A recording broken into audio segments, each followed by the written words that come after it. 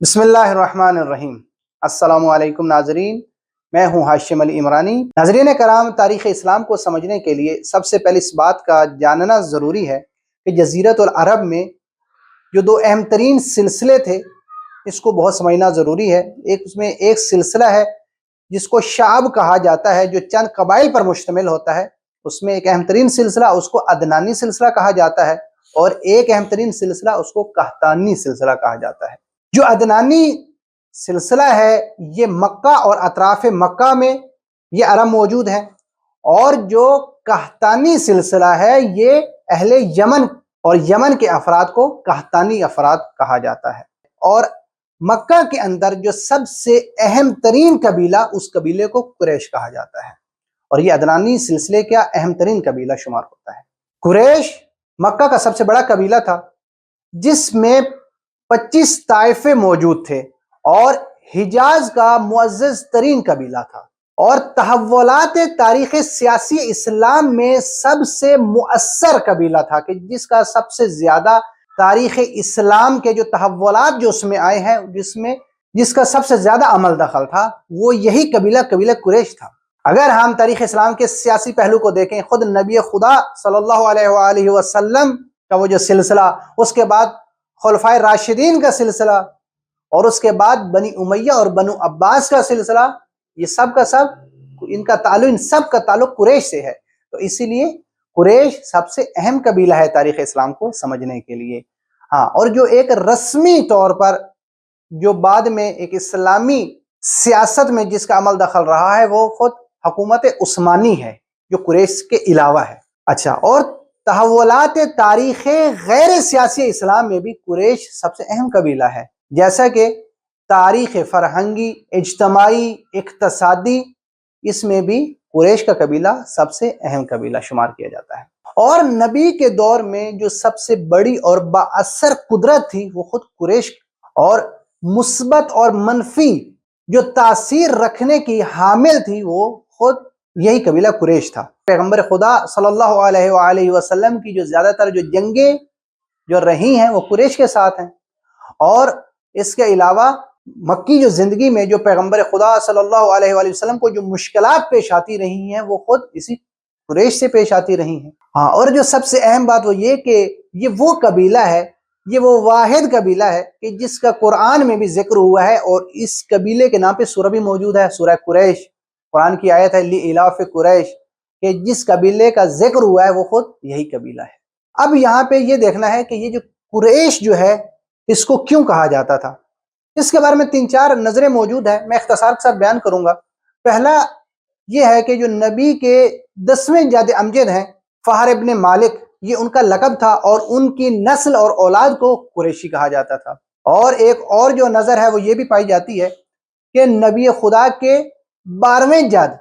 نضر بن کنانہ، یہ ان کا لقب تھا، اور ان کی نسل کو قریشی کہا جاتا ہے، کہ جو کہ تقریباً سب سے مضبوط نظر یہی ہے کہ قریشی جو ہیں وہ نضر ابن کنانہ کی نسل کو کہا جاتا ہے۔ اور تیسرا یہ ہے کہ اس کا معنی جو ہے وہ کمانا ہے، کسب کرنا ہے، تجارت کرنا ہے، کیونکہ مکہ والوں کا جو پیشہ تھا وہ تجارت تھا، اس لیے ان کو قریشی کہا جاتا ہے۔ اور ایک یہ ہے کہ قصا ابن قلاب، جو پیغمبر کے ظاہراً 4تھے جد ہیں، انہوں نے جب انہیں کعبہ کی تولیت ملی یا یہ کعبہ کے متولی بنے، تو اس وقت انہوں نے مکہ اور اطراف مکہ سے ارد گرد سے کیا انہوں نے جمع کیا، اور جمع کر کے سب کو مکہ میں لے آئے اور کعبہ کے ساتھ لے آئے۔ تو کہتے ہیں ادھر ادھر سے جمع ہونے کی وجہ سے ان کو قریش کہا جاتا ہے، کیونکہ انہیں ادھر ادھر سے جمع کیا گیا تھا۔ اب یہاں پہ ضمن ہم یہ بات کریں گے کہ کعبہ کا متولی ہونا، اس میں جو سب سے پہلے جو کعبہ کے جو متولی تھے وہ قبیلہ جرہم تھا، جو کہ یمنی قبیلہ تھا۔ کیوں؟ کیونکہ کعبہ کا متولی ہونا بہت اہم بات ہے، اور اس کے گرد جو ہے تاریخ اسلام کی جو ہے نا وہ داستان بھی اسی کے گرد گھومتی ہے، کیونکہ کعبہ اسلام میں ایک خاص اہمیت کا حامل ہے۔ اور دوسرا جو کعبہ کا جو متولی تھے وہ قبیلہ خزا تھا، اور یہ قبیلہ خزا کون سا قبیلہ ہے؟ یہ وہی قبیلہ ہے کہ عرب میں جس نے بت پرستی جس کے زمانے سے شروع ہوئی۔ اسی قبیلے کا جو رئیس تھا عمرو ابن لوحی خزائی، جب یہ تجارتی غرض سے شام جاتا ہے، شام میں جب یہ دیکھتا ہے کہ افراد جو ہے ایک خاص بت کی پوجا کر رہے ہوتے ہیں، تو یہ اسی بت کو کیا شام سے اپنے مکہ میں لے آتا ہے، اپنے قبیلے میں لے آتا ہے، اور اس طرح عرب کے جو لوگ ہیں ان کو دیکھتے ہیں، اور ایسا ایسا بت پرستی جو ہے وہ عرب میں پھیلتی ہے۔ یہ قبیلہ خزا وہ قبیلہ تھا۔ اب قبیلہ خزا کے بعد جو متولی ہونا ہے وہ کہاں منتقل ہوتا ہے؟ وہ قبیلہ قریش میں منتقل ہوتا ہے۔ پیغمبر خدا کے چوتھے قصی ابن کلاب، یہ وہ تھے کہ جو خزا قبیلے کے داماد تھے، اور جب ان کے سسر کی رحلت کا وقت قریب آتا ہے تو وہ انہیں کعبہ کی چابی ان کے حوالے کرتے ہیں۔ تو اس طریقے سے اس کے بعد جو سلسلہ ہے کعبے کا متولی ہونا وہ قریش سے شروع ہو جاتا ہے۔ اور قصی ابن کلاب ہی وہ شخصیت تھے کہ جنہوں نے کعبہ کی مختلف ذمہ داریوں کو تقسیم کیا۔ جس طرح ہم ذمہ داریوں میں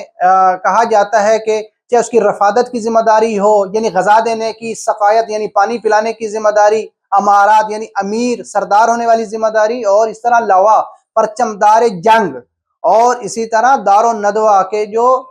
مرکز مشورت تھا، یہ سب کے سب جو نظام جو بنائے گئے تھے، یہ جو تشکیل دیا تھا، یہ قصی ابن کلاب نے اس کو تشکیل دیا تھا۔ اب یہاں پہ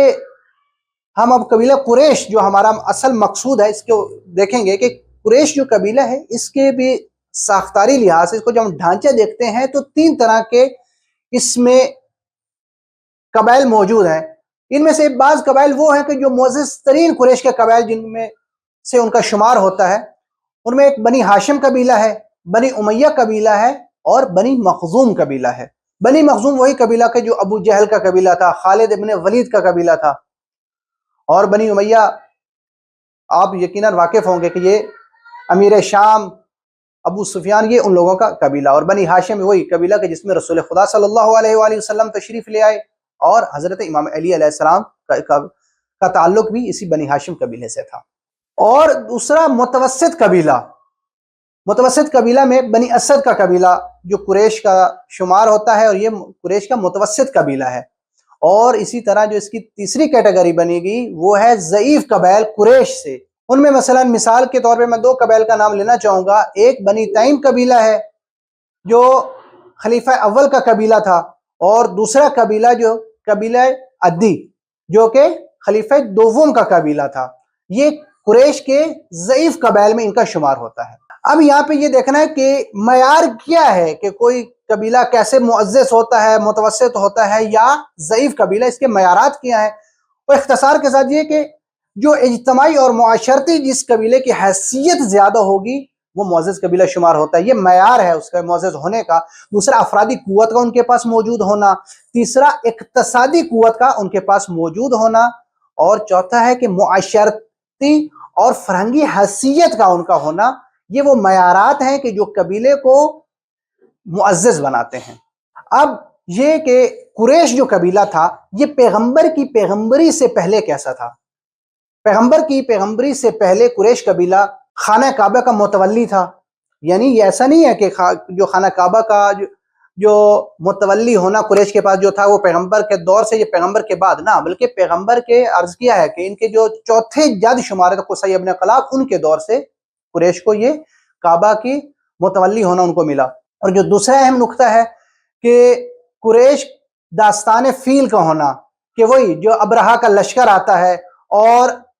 ابرہہ کے لشکر کا ہلاک ہو جانا جب وہ خانہ کعبہ کو گرانے آتا ہے، اور اس طرح کی جو پوری جو داستان ہے اس داستان کو بیان کرنا مقصود نہیں ہے۔ یہاں اس نقطے کی طرف توجہ کروانا کہ یہ وہ واقعہ تھا، یہ وہ قضیہ تھا کہ جس نے قریش کا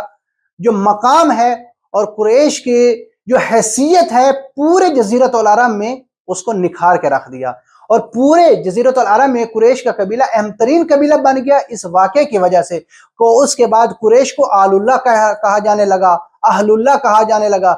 اور قریش سب سے اہم ترین اور معزز ترین قبیلہ شمار ہونے لگا۔ ایسا نہیں تھا کہ قریش سے کوئی باقدرت قبیلہ کوئی موجود نہ ہو جزیرۃ العرب میں، یا ان سے بڑا قبیلہ موجود نہ ہو، نہ، بڑے قبائل بھی ان سے موجود تھے،